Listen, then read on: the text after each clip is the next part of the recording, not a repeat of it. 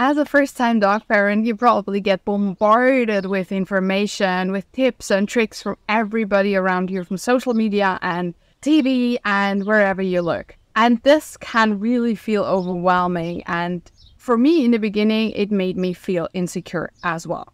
And let's be honest, some of it can actually be harmful for you, your dog, your surroundings, and your relationship. And that's why in this video, I will give you my best findings as a dog trainer, as an empath, but most of all, as a dog mom. And we'll cover everything from understanding your dog, building that trusting relationship, or even repair a dented one, right?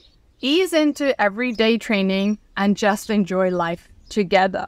And I will give you my secret to filtering all the information out there, because there is something that is super easy to do and that helps you decide if an information is actually something you want to do or not. But first, let's start with understanding our dogs and why dogs do what they do. Because understanding that will give us the basics for training, for changing what our dogs do, and it might change your perspective on misbehaving. All right, so dogs do what they do either because it's rewarding for them, it feels good in whatever way, or because they can avoid something uncomfortable with it. And that also goes for mimicking what somebody else does. Same for us, right? Somebody else does something and it looks fun, so we try it ourselves. And the same thing is true for our dogs. So if one dog starts digging and another dog sees that and has never dug up anything before, but he sees another dog digging and it looks like fun, that dog might start digging as well. It's social, it's what we do. Same for us, right? So for me, in the beginning, this was a very, very crucial understanding because it takes the pressure off. It takes the pressure out of the relationship because we now know that our dogs don't do something because they want to establish some kind of rank or be dominant or overpower us or whatever. We don't need any kind of struggle over dominance, or we don't need any kind of power struggle. It's just natural that our dogs do whatever feels good and they do anything they can to avoid something that doesn't feel good, right? So let's look at some examples. One of the most common issues, the dog barks at another dog on leash. What happens is the other dog leaves or our dog gets pulled away or whatever. So the situation changes and the tension leaves the situation. That feels better, right? So barking at another dog makes our dog feel better. That's why they do it. That's why they keep doing it. Or another very common thing. There is an interesting pee spot. And whenever we get close to that pee spot, the dog starts pulling on the leash toward that pee spot. Now, whenever the dog does that, he gets to the pee spot faster. And a pee spot is always something really interesting, or for most dogs, very interesting, because it gives them all the information about the neighborhood dogs, right? Or cats. Cats do mark as well, right? So it's like Facebook. It's like social media for us. We check in, we get all the information we want, and then maybe we even write a message or answer in a comment to something we saw. And that's what dogs do with peeing over it. They don't know that we like to keep our flower beds or front yards pee-free. That's a concept they don't have, right? That's something we need to teach them in our human world. And that's something that we might consider misbehaving when it's actually something completely normal to the dog. But there is actually another one that is so really typical, so common, and so often we humans get really upset by it. Whenever we get close to a dog who knows us and likes us, they jump up. Why do they do that? Because they're excited. They're excited to greet us and they want to be close to us and they want to lick our faces and all those things. That's completely normal for them. Now, with all the information we now have about our dog's behavior, we can actually use it for tip number 2. Tip number 2 is to use rewards for things you want to see your dog do more of. And you can use all of your dog's hobbies, everything your dog likes, as a reward. And by default, food. Because food is the most easy to use for us humans. It's, for most dogs, a reward of some kind. And if not, there is something you can actually work on. But you can use every hobby. You can use your dog's interest as a reward for the things you want to see more. Like whenever your dog's lying around calmly, just watching instead of following around all the time, you can praise your dog, or instead of barking at the window or whatever.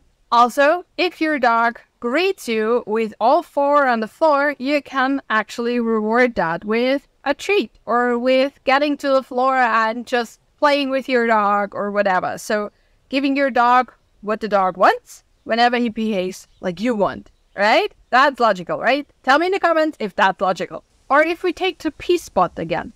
Whenever you get close to a pee spot, and after a while you will know where the pee spots in your neighborhood are, it's just something that you will start noticing, right? You can run up with your dog to the pee spot as long as your dog's on a loose leash.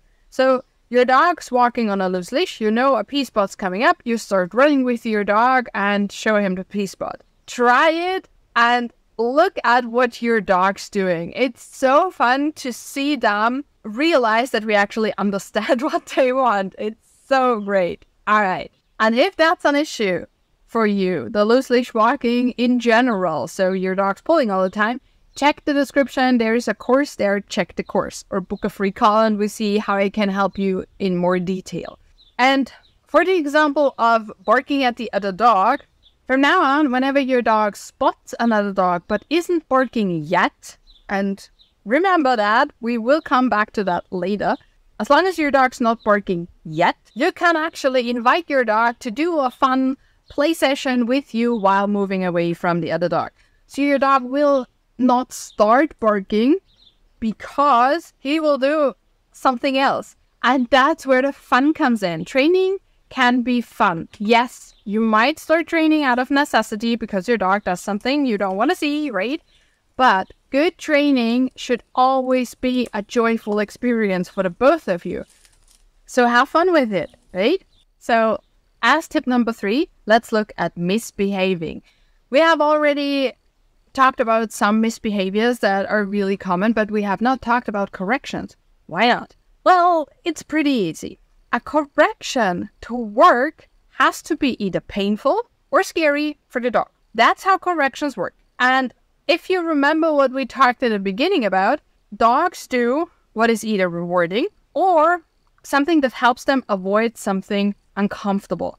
And that's what a correction does. Now, if we want our dogs to feel safe and build a trusting bond and a relationship and things like that, we want our dogs to actually like working with us and not to always have a little bit of fear in the back of their minds. We don't want that. We want our dogs to feel absolutely safe with us, even if situations get tricky, right? Even if they do something that might upset us. Yes, we can blow up as well sometimes, but that's not training. That's just us being us, right? For training, there is always a way around it. We don't need to get something painful or scary for our dogs, right? We can train without that. So what can we do if the situation already escalates? If your dog is already lunging, barking, growling at another dog, going completely insane, leave the situation. If you have something that you never want to see your dog doing ever again, leave the situation as calmly as possible without praising your dog, of course. You don't want to praise something we don't want to see. And from now on, watch your dog, because you now know that this could happen. But before everything you don't want to see, your dog does something that is acceptable. So before every craziness, there is something you can actually capture and reward. Now, this is something that takes a little practice, yes, but you will get more aware with every single walk. You will watch your dog more closely. You will get a feeling about when things will happen, right? And you also know what needs training, right? It's an opportunity for you to start training with your dog again. And leading your dog out of discomfort and out of a tricky situation can also help your relationship and your bond. That's why this is something that I would do whenever I see my dog do something I don't want, right?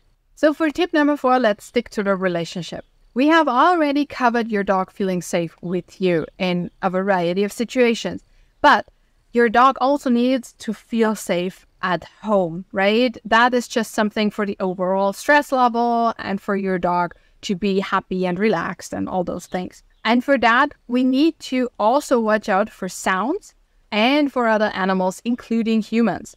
Those are the most common things that our dogs can get startled by or scared of or feel uncomfortable with. So whenever you see your dog be anything but relaxed about whatever in your home, this is a clear indicator that this needs training. And again, you can book a free call and we see how I can help. But there is more to a trusting relationship and a bond than just feeling safe. And that is meeting your dog's needs. And that can be something really easy, like giving your dog a stuffed Kong when he feels bored, but also having social contact, social interactions with humans or dogs or other animals as much as your dog needs or wants.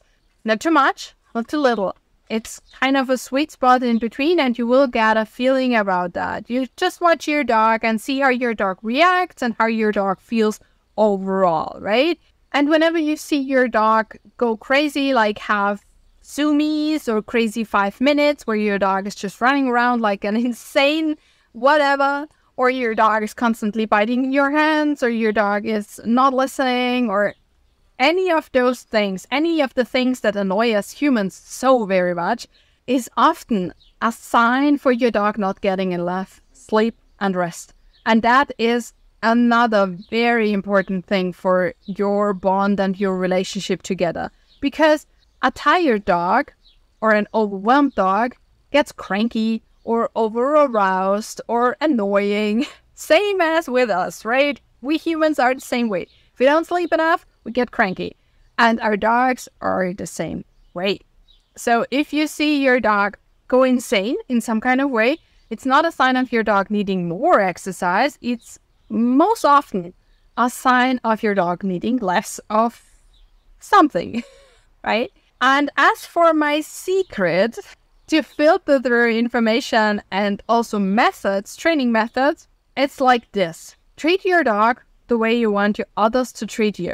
And yes, that is a very common sentence. Maybe you've heard it before. You can also twist it around and just think about, what if your roles were reversed? Would you want your dog to do X, Y, Z to you to teach you something or not? So if you are the recipient of something, would you still like it? And if the answer is no, throw it overboard. You don't need it. And of course, maybe you're asking yourself now, all right, but what are the things we actually need to train in the beginning? I don't have any idea. We are just newly together and I don't know what to teach my dog first. There's so much out there. And I have made a video on that. So if you want to know what to teach your dog first, what tricks you need in the beginning, watch this video.